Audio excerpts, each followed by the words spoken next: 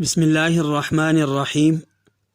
خطبے کے دوران بیٹھنے سے متعلق ہمارے معاشرے میں مختلف طریقے رائج ہیں جن کا حقیقت سے کوئی تعلق نہیں ہے۔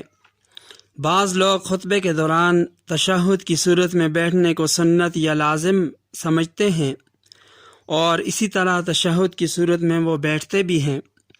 بعض لوگ خطبے کے دوران التحیات کی صورت میں بیٹھتے ہیں، پھر پہلے خطبے میں ہاتھ باندھ لیتے ہیں جبکہ دوسرے خطبے میں ہاتھ رانوں پر رکھ لیتے ہیں اور اس بات کا حد درجہ اہتمام بھی کرتے ہیں۔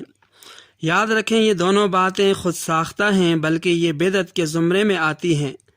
اصل مسئلہ یہ ہے کہ شریعت نے خطبے کے دوران بیٹھنے کی کوئی بھی صورت، ہیئت، لازم یا سنت قرار نہیں دی ہے کہ اسی طرح بیٹھنا ضروری ہے، بلکہ ہر شخص اپنی سہولت کے مطابق بیٹھنے کی کوئی بھی مناسب بہتر صورت اختیار کر سکتا ہے، اس میں کوئی حرج نہیں ہے۔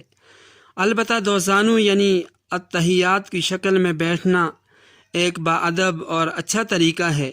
اس اعتبار سے خطبے کے دوران التحیات کی شکل میں بیٹھنا یہ بہتر ہے۔ شیخ الاسلام مفتی محمد تقی عثمانی صاحب ایک سوال کے جواب میں تحریر فرماتے ہیں کہ خطبہ جمعہ میں اصل یہ ہے کہ اس کو دھیان سے سننا واجب ہے،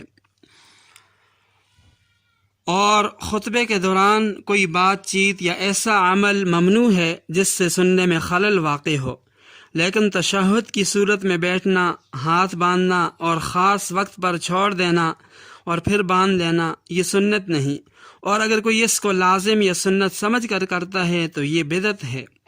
خلاصہ یہ ہے کہ خطبے کے دوران کوئی شخص جس طرح بیٹھنا چاہے، شریعت کی طرف سے بیٹھنے کی کوئی بھی ہیئت، صورت، لازم یا خاص نہیں ہے۔ ہر طرح آدمی خطبے کے دوران بیٹھ سکتا ہے، شرعاً اس کی کوئی ممانعت نہیں ہے۔ البتہ دونوں خطبوں میں حالت تشہد میں بیٹھنا اور ہاتھ رانوں پر رکھنا یہ صورت بہتر ہے، لیکن اس کو سنت یا لازم سمجھنا یہ پھر بھی بہتر نہیں ہے۔